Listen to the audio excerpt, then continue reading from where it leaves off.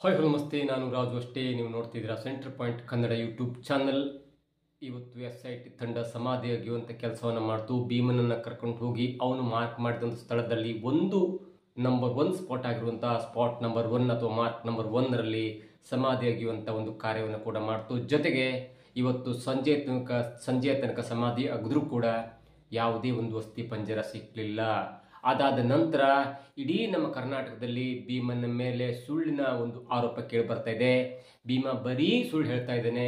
ಭೀಮ ಯಾರ್ದೋ ಒಂದು ಇನ್ಫ್ಲುಯೆನ್ಸ್ಗೊಳಗಾಗಿ ಸುಳ್ಳು ಕಥೆಯನ್ನು ಕಟ್ಟಿ ಇಡೀ ನಮ್ಮ ರಾಜ್ಯವನ್ನ ಕೋಲಾಹಲದಂತೆ ಮತ್ತು ಅಶಾಂತಿಯಲ್ಲಿ ತೇಲಾಡುವಂತೆ ಮಾಡಿದ್ದೇನೆ ಅನ್ನುವಂಥ ಆರೋಪವನ್ನು ಕೂಡ ಅನೇಕರು ಮಾಡ್ತಾ ಇದ್ದಾರೆ. ಹಾಗಾದ್ರೆ ಇವತ್ತು SIT ತಂಡ ಮಾಡಿದಂಥ ಕಾರ್ಯಾಚರಣೆ ಏನು? ಯಾಕೆ ಇವತ್ತು ಅಲ್ಲಿ ಯಾವುದೇ ಒಂದು ಅಸ್ಥಿ ಪಂಜರ ಸಿಕ್ಕಿಲ್ಲ? 13 ಮಾರ್ಕ್ನಲ್ಲಿ ಯಾಕೆ ಇವತ್ತು ನಂಬರ್ 1 ಮಾರ್ಕ್ನಲ್ಲಿ ಅಸ್ಥಿಪಂಜರ ಅಥವಾ ಸಮಾಧಿ ಅಗೆಯುವಂಥ ಕೆಲಸ SIT ತಂಡ ಮಾಡ್ತು? ಒಂದು ಹಂತದಲ್ಲಿ 4 ಅಡಿ ಆಳವನ್ನು ತೋಡಿದಾಗ ಯಾವಾಗ ಅಸ್ಥಿಪಂಜರ ಸಿಗಲ್ಲಲ್ಲ, ಆಗ ಹಿಟಾಚಿ ವಾಹನವನ್ನು ಯಾಕೆ ಕರೆಸಲಾಯಿತು? ಶ್ವಾನದಳವನ್ನು ಯಾಕೆ ಕರೆಸಲಾಯಿತು? ಜೊತೆಗೆ ಮುಂದೆ ಅಂದರೆ ನಾಳೆ ನಾಡಿದ್ದು ಯಾವೆಲ್ಲ ಕಾರ್ಯಾಚರಣೆ ಆಗುತ್ತೆ? ಒಂದು ವೇಳೆ 2 ದಿನದಲ್ಲಿ ಒಂದೇ ಒಂದು ಅಸ್ಥಿಪಂಜರ ಸಿಕ್ಕಿಲ್ಲ ಅಂದರೆ ಭೀಮನಿಗೆ ಯಾವ ತರಹದ ಶಿಕ್ಷೆ ಆಗುತ್ತೆ? ಸುಳ್ಳು ಹೇಳಿದ ಭೀಮನಿಗೆ ಯಾವ ಥರ ಶಿಕ್ಷೆ ಆಗುತ್ತೆ? ಅಥವಾ ಒಂದೇ ಒಂದು ತಲೆಬೋರ್ಡ್ ಸಿಕ್ಕರೂ ಕೂಡ ಅದು ಈ ಕೇಸ್ಗೆ ಮತ್ತೊಂದು ಟ್ವಿಸ್ಟ್ ಕೊಡುವಂಥ, ಮತ್ತೊಂದು ತಿರುವು ಕೊಡುವಂಥ ಎಲ್ಲ ಸಾಧ್ಯತೆ ಕೂಡ ಇದೆ. ಹಾಗಾದರೆ ನಾಳೆ ನಡೆಯುವಂಥ ಕಾರ್ಯಾಚರಣೆ ಏನು? ಇವತ್ತು ಆದಂಥ ಕಾರ್ಯಾಚರಣೆ ಏನು? ಯಾಕೆ ಇವತ್ತು ಒಂದೇ ಒಂದು ಅಸ್ಥಿಪಂಜರ ಸಿಕ್ಕಿಲ್ಲ? ಇವೆಲ್ಲವನ್ನು ನೋಡೋಣ. ಅದಕ್ಕಿಂತ ಮೊದಲು ಇಲ್ಲಿ ತನಕ ನಮ್ಮ ಚಾನಲ್ನ ಸಬ್ಸ್ಕ್ರೈಬ್ ಮಾಡಿಲ್ಲ ಅಂದರೆ ಈಗಲೇ ಸಬ್ಸ್ಕ್ರೈಬ್ ಮಾಡಿ, ಜೊತೆಗೆ ಕಾಮೆಂಟ್ಗಳ ಮುಖಾಂತರ ತಮ್ಮ ಅಭಿಪ್ರಾಯವನ್ನು ತಿಳಿಸ್ಬೋದು. ವೀಕ್ಷಕರೇ, SIT ತಂಡ ಕಳೆದ 2-3 ದಿನದಿಂದ ಭೀಮ ಎನ್ನುವಂಥ ಅನಾಮಧೇಯ ವ್ಯಕ್ತಿಯನ್ನು ಇಂಟ್ರೋಗೇಟ್ ಮಾಡ್ತಾನೆ ಇತ್ತು, ಇನ್ವೆಸ್ಟಿಗೇಷನ್ ಮಾಡ್ತಾ ಇತ್ತು, ವಿಚಾರಣೆಯನ್ನು ಕೂಡ ಮಾಡ್ತಾನೆ ಇತ್ತು. ಅವನು ತನಗೆ ಹೇಳಿದಂಥ, ತನಗೆ ಸಿಕ್ಕಂಥ, ತನಗೆ ನಂಬಿಕಿರುವಂಥ ಮಾಹಿತಿಯನ್ನು ಕೊಟ್ಟಿದ್ದ. ಆದರೆ ಯಾವುದೇ ಕಾರಣಕ್ಕೂ ಕೂಡ ಭೀಮನಿಗೆ ಆ ಜಾಗವನ್ನು ತೋರಿಸುವಂಥ ಮನಸ್ಸಿರಲಿಲ್ಲ, ಅಂಟಿಲ್ ಅಂಡ್ ಅನ್ಲೆಸ್ ಅವನಿಗೆ SIT ತಂಡದ ಮೇಲೆ ನಂಬಿಕೆಯನ್ನು ಬರುವ ತನಕ. ಆದರೆ ರವಿವಾರ SIT ತಂಡದ ಮುಖ್ಯಸ್ಥರಾಗಿರುವಂಥ ಪ್ರಣಬ್ ಮೊಹಂತಿ ಅವರ ಮೇಲೆ ಯಾಕೋ ಒಂದು ಕಡೆ ಭೀಮನಿಗೆ ನಂಬಿಕೆ ಬಂತು. ಅದಾದ ನಂತರ ಆ ಜಾಗವನ್ನು ಕೂಡ ಮ್ಯಾಪ್ನಲ್ಲಿ ತೋರಿಸ್ತಾನೆ. ನೇತ್ರಾವತಿ ದಡದ ಪಕ್ಕದಲ್ಲಿರುವ ತೊರೆಯ ಪಕ್ಕದ ಜಾಗದಲ್ಲಿ 2 ಸ್ಪಾಟ್ ಇದೆ. ಒಂದು ಸ್ಪಾಟ್ನಲ್ಲಿ ಸಾಮೂಹಿಕವಾಗಿ ನಾವು ಶವವನ್ನು ಹೂತಿದ್ದೇವೆ, ಮತ್ತೆ ಅರ್ಧ ಕಿಲೋಮೀಟರ್ ಅರಣ್ಯದಲ್ಲಿ ಒಂದೊಂದೇ ಶವವನ್ನು ಹೂತಿದ್ದೇನೆ ಎನ್ನುವಂಥ ಒಂದು ಮಾಹಿತಿಯನ್ನು ಕೊಡ್ತಾನೆ. ಅದಾದ ನಂತರ ಅಂದರೆ ಅದು ನಿನ್ನೆ ಆದಂಥ ಕಾರ್ಯ. ಜಾಗಕ್ಕೆ ಬಂದು ಎಲ್ಲ ಒಂದು ಸ್ಪಾಟ್ ಮಹಜರ್ ಮಾಡಿ ಎರಡು ರೀತಿಯಂಥ ಒಂದು ಸ್ಪಾಟ್ ಮಹಜರಾಗುತ್ತೆ. ಅಲ್ಲಿ ಸ್ಪಾಟ್ನಲ್ಲಿ 1ರಿಂದ 8 ಮಾರ್ಕ್ ಮಾಡ್ತಾರೆ, ನಂಬರ್ 8 ಮಾರ್ಕ್ ಮಾಡ್ತಾರೆ. ಆದ್ದರಿಂದ 9ರಿಂದ 12 ಎನ್ನುವಂಥ ಮಾರ್ಕ್ ಕೂಡ ಮಾಡ್ತಾರೆ. 2 ಥರದ ಮಾರ್ಕ್ ಮಾಡ್ತಾರೆ. ನೋಡಿ, ಇವತ್ತು ಎಲ್ಲರೂ ಅಂದ್ಕೊಂಡಿದ್ರು ಇಲ್ಲ ಇವತ್ತು ಕೋರ್ಟ್ನಲ್ಲಿ ಕೆಲಸ ಆಗುತ್ತೆ, ಅದು FSL ಅಧಿಕಾರಿಗಳನ್ನ ಕೂರಿಸ್ಕೊಂಡು ಮಾತಾಡ್ತಾರೆ. SIT ಮುಖಂಡರು ಕೆಲವೊಂದು ತಾಂತ್ರಿಕ ವ್ಯವಸ್ಥೆಯನ್ನು ಮಾಡ್ಕೊಳ್ತಾರೆ. ಒಂದು 2 ದಿನ ನಂತರ ಸಮಾಧಿ ಅಗೆಯುವಂಥ ಕೆಲಸ ಪ್ರಾರಂಭ ಆಗತ್ತೆ ಅನ್ನುವಂಥದ್ದು ನಿನ್ನೆ ಅನೇಕ ಎಕ್ಸ್ಪರ್ಟ್ಗಳು ಕೂಡ ಮಾತನಾಡ್ತಿದ್ರು. ಆದರೆ ಇವತ್ತು ಸಡನ್ ಆಗಿ 12 ಕಾರ್ಮಿಕರ ಜೊತೆ ಗುದ್ದಲಿ, ಪಿಕಾಸಿ ಎಲ್ಲ ಸಲಕರಣೆಗಳ ಜೊತೆ, FSL ಅಧಿಕಾರಿಗಳ ಜೊತೆ, ಸೋಕೋ ಅಧಿಕಾರಿಗಳ ಜೊತೆ, ಹೀಗೆ ಆಂಟಿ ನಕ್ಸಲ್ ಫೋರ್ಸ್ ಜೊತೆ ಎಲ್ಲ ಭದ್ರತಾ ಸಿಬ್ಬಂದಿಯ ಜೊತೆ ಇವತ್ತು ನೇರವಾಗಿ 11 ಗಂಟೆ ಸುಮಾರಕ್ಕೆ SIT ತಂಡ ಇವತ್ತು ಸಮಾಧಿ ಅಗೆಯುವಂಥ ಒಂದು ಕಾರ್ಯವನ್ನು ಮಾಡುತ್ತೆ. ಸ್ಪಾಟ್ ನಂಬರ್ 1 ಅಲ್ಲಿ ಅಗೆಯುವಂಥ ಕಾರ್ಯಕ್ರಮವನ್ನು ಮಾಡುತ್ತೆ. ಸುಮಾರು 2ರಿಂದ 3 ಗಂಟೆಗಳ ಕಾಲ 15 ಅಡಿ ಅಗಲ, 15 ಅಡಿ ಉದ್ದ ಜಾಗದಲ್ಲಿ, ವಿಸ್ತೀರ್ಣದಲ್ಲಿ ಸುಮಾರು 3ರಿಂದ 4 ಅಡಿ ಅಗೆದಾಗ ಅಲ್ಲಿ ಯಾವುದೇ ಒಂದು ಅಸ್ಥಿ ಪಂಜರ ಸಿಗಲ್ಲ. ಅದಾದ ನಂತರ ಅಧಿಕಾರಿಗಳಿಗೂ ಸ್ವಲ್ಪ ಕನ್ಫ್ಯೂಸ್ ಆಗುತ್ತೆ. ಭೀಮನನ್ನು ಮತ್ತೆ ಕೇಳ್ತಾರೆ, ನೀನು ಇದೇ ಜಾಗದಲ್ಲಿ ನಂಬ್ಕಂದ್ರೆ ಇದೇ ಜಾಗದಲ್ಲಿ ಹೂತಿದ್ಯಾ ಅನ್ನುವಂಥ ಕ್ವಶನ್ ಕೇಳಿದಾಗ ಎಸ್, ನಾನು ಅದೇ ಜಾಗದಲ್ಲಿ ಹೂತಿದ್ದೇನೆ ಅನ್ನುವಂಥ ಒಂದು ಮತ್ತೆ ಹೇಳ್ತಾರೆ.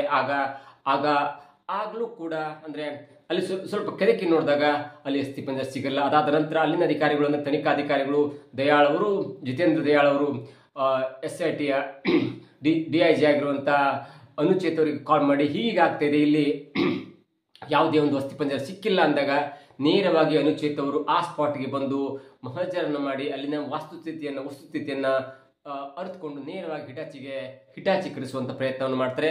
ಆಗಲೂ ಕೂಡ ಸರಿಸುಮಾರು 4ರಿಂದ 6-7 ಅಡಿ ಅಗೆಯುವಂಥ ಒಂದು ಪ್ರಯತ್ನ ಮಾಡ್ತಾರೆ. ಯಾಕಂದರೆ ಮಲೆನಾಡು ಮತ್ತು ಕರಾವಳಿ ಭಾಗದಲ್ಲಿ ಮಳೆಗಾಲದ ಟೈಮಲ್ಲಿ 3ರಿಂದ 4 ಅಡಿ ಅಗ್ದಾಗ ಅದು ಕೆಸರುಮಯ ಆಗುತ್ತೆ. ಫುಲ್ ನೀರಿನ ಆ ಕಡೆ ಈ ಕಡೆ ನೀರು ಬಂದ್ಬಿಡುತ್ತೆ. ಹಾಗಾಗಿ ನೀವು ಎಷ್ಟೇ ಅಡಿ ತೆಗೆದರೂ ಕೂಡ ಅದು ತುಂಬ ಕಷ್ಟ ಆಗುತ್ತೆ. ಮಣ್ಣನ್ನು ತೆಗೆದು ಹೊರಗಡೆ ಹಾಕಬೇಕಾಗತ್ತೆ.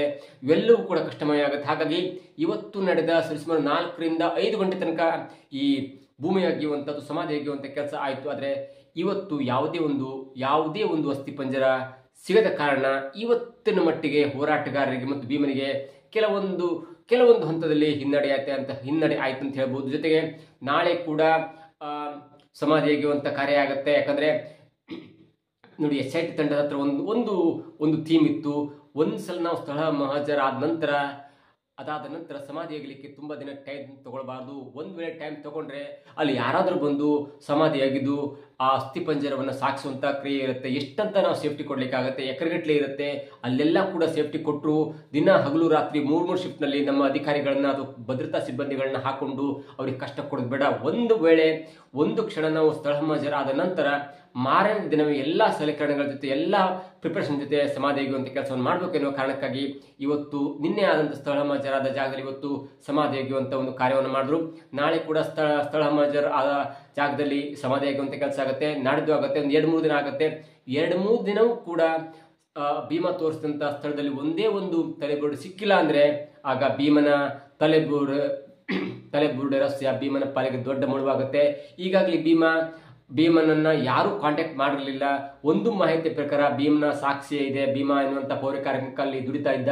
ಭೀಮ ಎನ್ನುವಂಥ ಪೌರ ಕಾರ್ಮಿಕ ಶವಗಳನ್ನು ಹೂತಾಕಿದೆ ಎನ್ನುವಂಥ ಮಾಹಿತಿ ಅನೇಕ ಹೋರಾಟಗಾರರಿಗಿದ್ರು ಕೂಡ ಯಾವುದು ಹೋರಾಟಗಾರರು ಅವರನ್ನ ಸಂಪರ್ಕಿಸುವ ಪ್ರಯತ್ನ ಮಾಡಿರಲಿಲ್ಲ.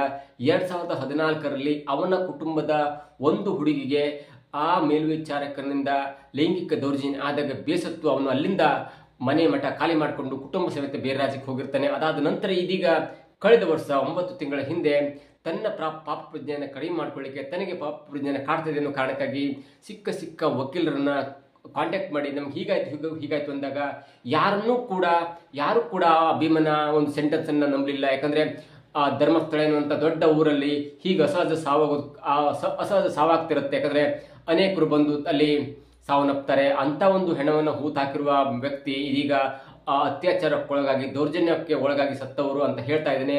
ಇವೆಲ್ಲ ಕಟ್ಟುಕತೆ ಅನ್ನೋ ದೃಷ್ಟಿಯಲ್ಲಿ ವಕೀಲರು ಕೂಡ ನಂಬಿರಲಿಲ್ಲ. ಆದರೆ ವಕೀಲರನ್ನ ನಂಬಲಿಕ್ಕೆ ಮಾಡುವಂತೆ ಅವನ ಹತ್ರ ಟೆಕ್ನಿಕ್ ಇತ್ತು. ಹಾಗಾಗಿ ದೊಡ್ಡ ವಕೀಲರನ್ನ ಸಂಪರ್ಕ ಮಾಡಿ ಅವರನ್ನ ಒಪ್ಪಿಸ್ತಾನೆ ಮತ್ತು ಇದು ಬೆಳ್ತಂಗಡಿಯ ಕೋರ್ಟ್ ತನಕ ಹೋಗುತ್ತೆ ಮತ್ತು 164 ಸ್ಟೇಟ್ಮೆಂಟ್ ಕೂಡ ದಾಖಲು ಮಾಡ್ತಾನೆ. ಅದರಲ್ಲಿ ಸ್ಪಷ್ಟವಾಗಿ ಹೇಳಿರ್ತಾನೆ, ನಾನು ಹೇಳಿದಂಥ ಜಾಗದಲ್ಲಿ ಒಂದೇ ಒಂದು ಅಸ್ಥಿಪಂಜರ ಸಿಕ್ಕಿಲ್ಲ ಅಂದ್ರೆ ಅದರಿಂದ ಆಗುವ ಅನಾಹುತ, ಅದರಿಂದ ನಾನು ಅನುಭವಿಸಬೇಕಾದ ಶಿಕ್ಷೆ ಅರಿವು ಕೂಡ ನನಗಿದೆ. ಹಾಗಾಗಿ ಯಾವುದೇ ಕಾರಣಕ್ಕೂ ಕೂಡ ನಾನು ಸುಳ್ಳನ್ನು ಹೇಳಲ್ಲ ಎನ್ನುವಂಥ ಸ್ಟೇಟ್ಮೆಂಟ್ ಕೊಟ್ಟಿರ್ತಾನೆ.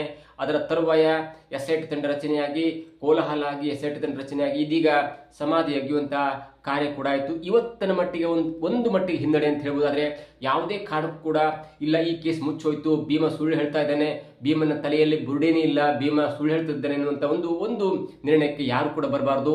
ಒಂದು ವೇಳೆ ನಾಳೆ ನಾಡಿದ್ದು ಹೀಗೆ ಒಂದು 2-3 ದಿನ ಏನು ಸಿಕ್ಕಿಲ್ಲ ಅಂದ್ರೆ ಆವಾಗ ನಾವೆಲ್ಲ SIT ತಂಡ ಅವನ ಮೇಲೆ ಒಂದು ಚಾರ್ಜ್ ಶೀಟ್ ಹಾಕತ್ತೆ, ಅವನನ್ನ ಕೋರ್ಟಿಗೆ ಅಲ್ದಾಡುತ್ತೆ ಮತ್ತು ಅವನಿಗೆ ತಕ್ಕದಾದ ಶಿಕ್ಷೆ ಆಗುತ್ತೆ. ಅಷ್ಟರ ಮಟ್ಟಿಗೆ ಇವತ್ತು ಯಾರು ತಾಳ್ಮೆ ಕಳೆದುಕೊಳ್ಳುವಂಥ ಅವಶ್ಯಕತೆ ಇಲ್ಲ. ಯಾಕಂದ್ರೆ ಈಗ ಸ್ಟಾರ್ಟ್ ಆಗಿದೆ ನೋಡಿ. ಇವತ್ತು ಆಗಿದಂತ ಒಂದು ಸ್ಪಾಟ್ ಇದೆಯಲ್ಲ, ಅದು ಇಂಡಿವಿಜುವಲ್ ಆಗಿ ಹೋದಂತ ಹಾಗಾಗಿ ಒಂದು ಸಮಾಧಿ ಅಂದ್ರೆ ಅದು 6x3 ಅಂತ ಹೇಳ್ಬೋದು, ಅಥವಾ 4 ರಿಂದ 5 ಅಡಿ ಆಳವನ್ನು ತೋಡಿರ್ತಾರೆ.